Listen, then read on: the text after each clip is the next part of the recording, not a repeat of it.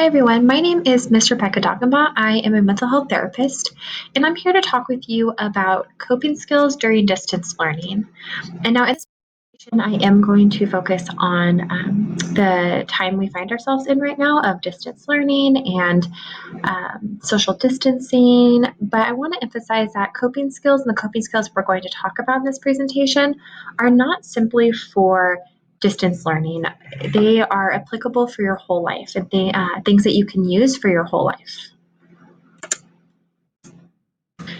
Now, often when I talk with people, they report to me and tell me that they are feeling sad, they have feelings of depression, they might be scared, anxious, angry, unmotivated. And I want to emphasize that these are all incredibly normal emotions to experience. Everyone experiences these in their lives. If you were to talk with your teacher, talk to your parents, if you were to come sit across the table from me, we'd all be able to admit that we felt sad, angry, anxious before. However, we don't talk about them very much. Often we're not walking around talking to our friends about all of our emotions. People aren't posting their negative emotions online. And so when we feel sad, when we feel anxious, when we feel depressed, because we're not talking about it very openly, sometimes we feel like we're the only ones that feel that way. And then we think that there's something wrong with us. On the other hand, we may have also been told that having these emotions is bad or wrong, that we're not supposed to feel anxious, that we're not supposed to feel sad, and that we're supposed to feel good or happy or normal all the time, or that something is wrong with us. And so because of these two things, when we start to feel unpleasant emotions, sometimes we start to think there's something wrong with us or that we need help. But the fact of the matter is that these emotions are normal and that we all experience them. You experience them now as a teenager, you're going to experience them throughout your life. And you can cope with these emotions. You can manage these emotions. And that's really what we're going to talk about today is how to cope with them. So our emotions are affected and caused by a lot of factors. The first one are hormonal changes. Now, I'm sure you guys all know about puberty. I'm sure I don't have to have the birds and the bees talk with you. But the fact of the matter is that each of you as teenagers are going through puberty and you're going through a lot of hormonal changes. And what affects our emotions are our hormones. And so as a teenager, your hormones are up and down and they're figuring themselves out. And so because of that, your emotions are up and down and they're figuring themselves out. And so, you may feel sad one minute and then okay the next and then angry the next and it's all okay. And a lot of that has to do with the hormonal changes and the biology going on inside of you, and it's very normal. The other part of that is your brain functioning. So your brain is still developing. For females, the brain stops developing at about age 25. For males, it's 26. And part of the brain that's still developing is your ability to manage your emotions and make good decisions. And so often I have parents tell me my teenager makes terrible decisions, and I tell them yes, because their brain is still developing. We have to expect that. Your ability to think clearly, to manage emotions, all of that is developing. And so some days you might be really good at managing your emotions. Some days you might have bad days. And all of that is so normal. Thoughts. We're going to talk about this a little bit in a few slides, but your emotions don't just come out of anywhere. They're not just random. They're affected by the thoughts that you have, the thoughts that you have about people, the thoughts that you have about situations. They directly impact how you feel. And again, we're going to talk about that in a little bit. Changes in life, routine, relationships. I mean, basically, that's what we're all going through right now, right? Come March 16th, your world kind of flipped upside down and you are no longer going to school. So your routine of waking up, going to school, coming home at a certain time, eating at certain times, all of that got turned upside down. Your relationships, so you're not seeing your friends as often, that communication looks a little bit different. You're not seeing your teachers. And just your life, each of you have different family situations, and this pandemic has affected people in different ways. And so changes in life, routine, and relationships can also cause changes in your emotions. And, we're all in this together, this time that we find ourselves in, and we're all going through that. The big thing I want to emphasize is that you have the ability to cope with your emotions. So The emotions that you're experiencing right now, they're not bad, they're not wrong, they're normal, and you have the ability to cope with them. And we're going to go over coping skills in a minute. Sometimes it may seem like you don't have the ability to cope with your emotions. And sometimes I hear people tell me, coping skills don't work for me. And the fact is that they do work for everyone. It's just what people are really saying when they say they don't work for me is that they haven't found the right ones that work for them. But they do work for everyone. So we're going to be discussing coping skills and resources. And I just want to emphasize that knowing these skills now and developing these skills now as a teenager are going to be helpful for you for the rest of your life because you're always going to have emotions. Like I said, talk to your teacher, talk to your parents. If you sat down across the table from me, we would all have to admit, like, yeah, we get angry. Yeah, we get sad. Yeah, we feel depressed sometimes and anxious. And, there's a lot of adults walking around that maybe didn't learn coping skills when they were a teenager. And so their ability to manage their emotions now as an adult is causing them some trouble because they didn't develop these skills as a teenager. Your emotions don't go away when you're 18. So if you can start developing these coping skills now, they'll be helpful for the rest of your life.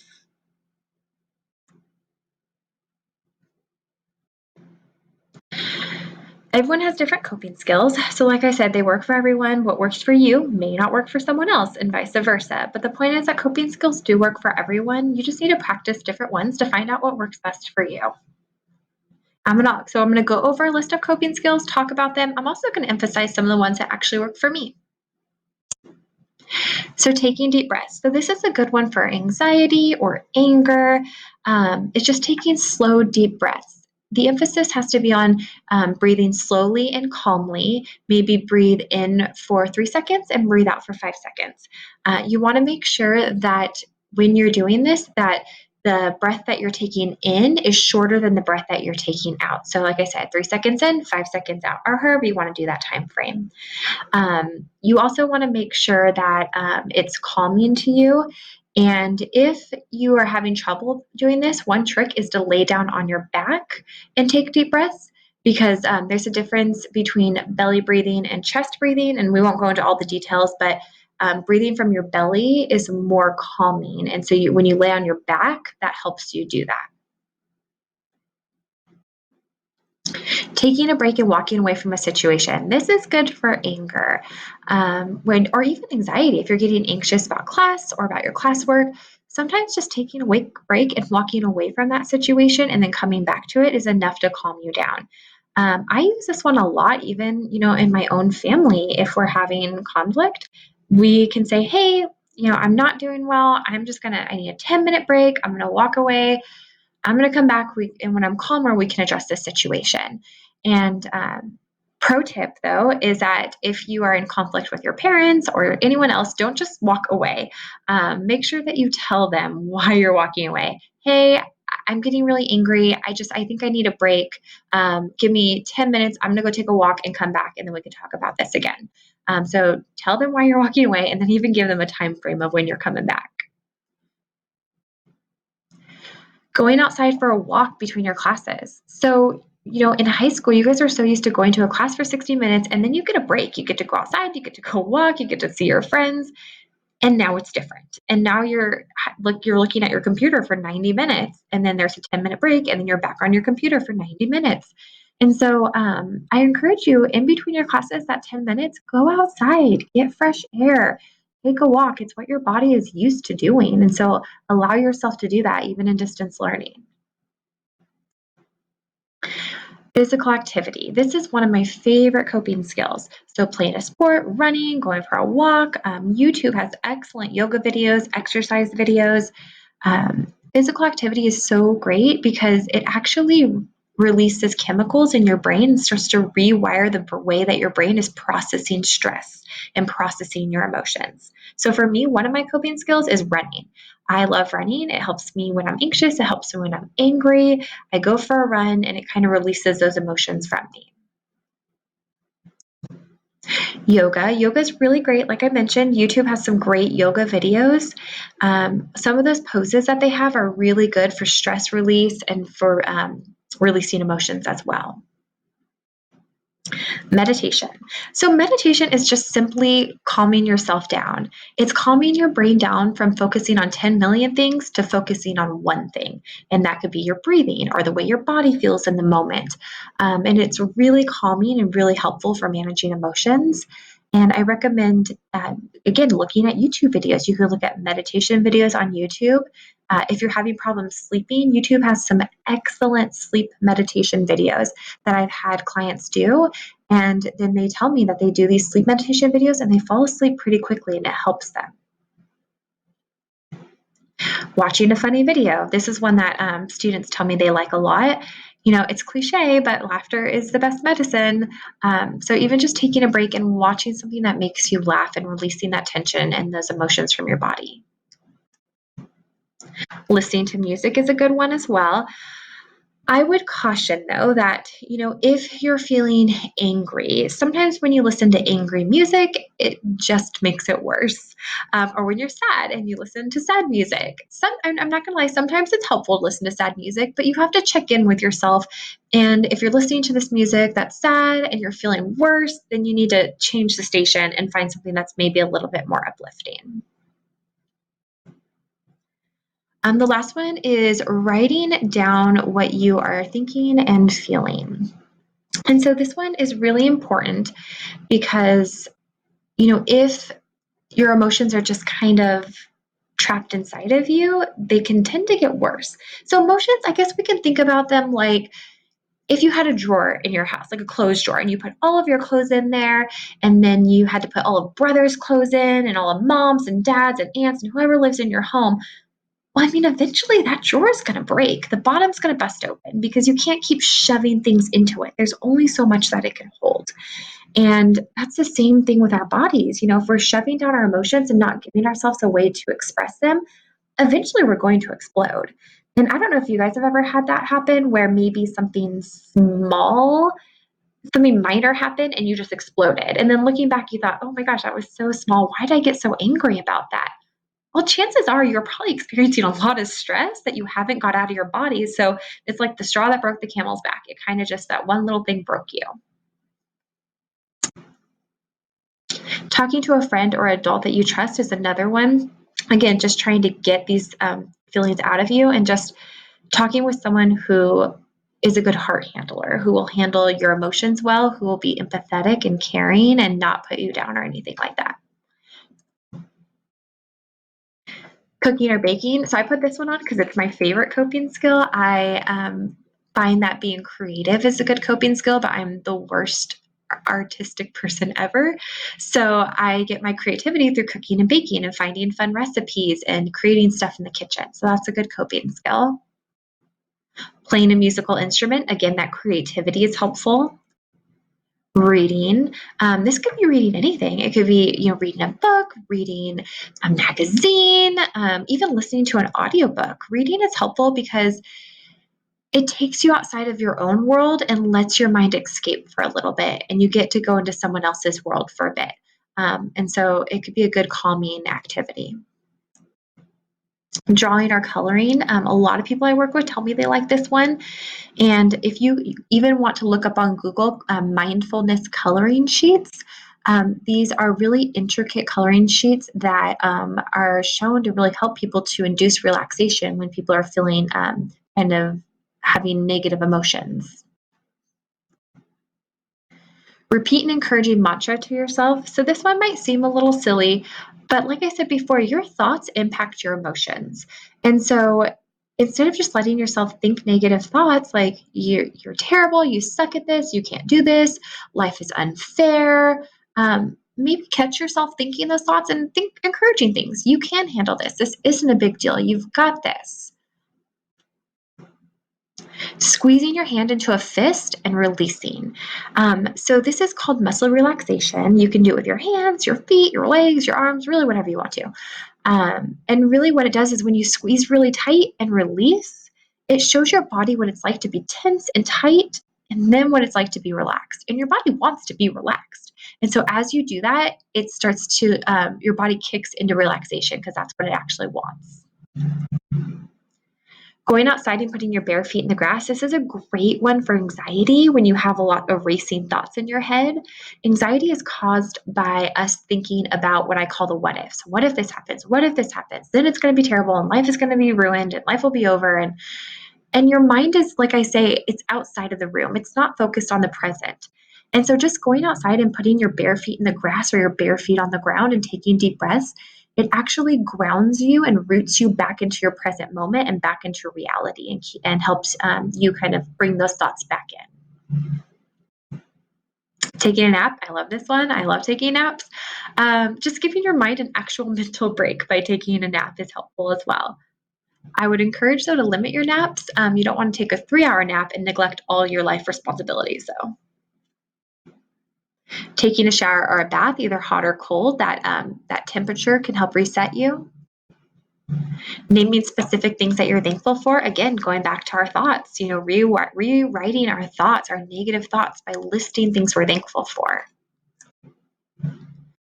Your teacher, I've come up with some coping skill resources, and your teacher will have access to those, and they're going to put them into your Google Classroom. So I really encourage you to check them out. I went through and pulled together some resources for you to use for coping. So I'm not going to list all of them, but I came up with, when I mentioned those mindfulness coloring packets, I came up with about 12 sheets of those and put them in a packet in there for you guys.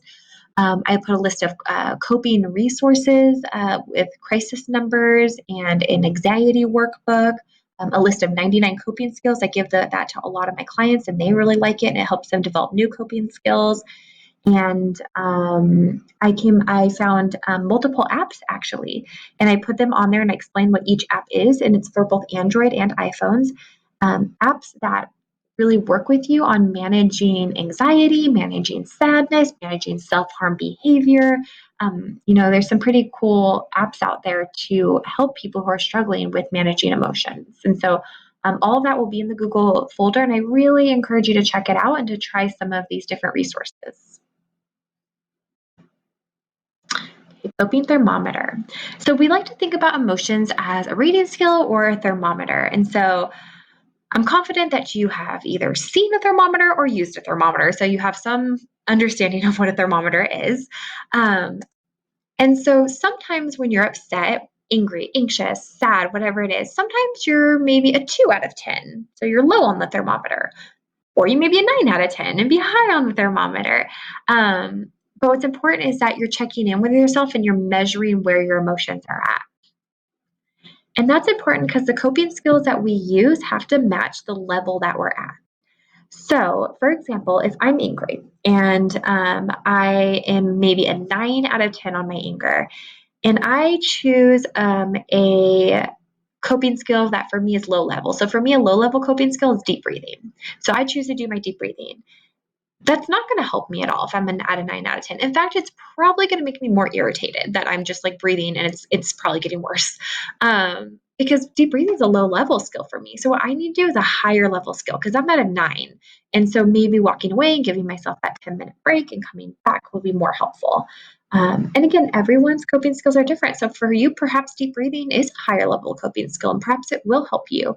But what's important is that you're doing that self check-in, monitoring what level you're at on your thermometer, and then choosing the appropriate coping skill. Because if you're doing lower level ones, when you're elevated, it's not going to help you. One more thing I actually want to emphasize is this idea of coping skills not being a miracle. And so, your coping skills are not going to make your problems disappear. What they're going to do is they're going to calm you down enough to be able to manage your problems in a way that's appropriate. So, I'm afraid of mice. I'm actually deathly afraid of mice.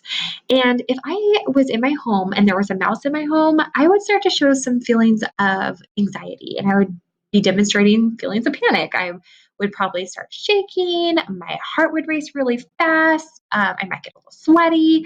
And it's because I'm afraid of mice. Now, I can pause and take some deep breaths, and that mouse is not going to disappear. The mouse is still going to be in my house. Coping skills isn't a magic solution to make my problem disappear. But what it does is it calms me down enough so that I can then think clearly about what I'm going to do about this mouse in my house, and I don't embarrass myself by screaming and jumping on the table. Now, this is going to be the last slide that we're going to go through. So this is the impact of your thoughts on your emotions. Like I said, your feelings aren't random. They don't come out of anywhere. They're impacted by your thoughts. An example of this is, let's say that you walked into the lunchroom or just classroom, and there is a group of people there, a group of students, and they turned around right when you walked in, saw you, and turned back and started laughing. What thoughts would you think about that? What thoughts would you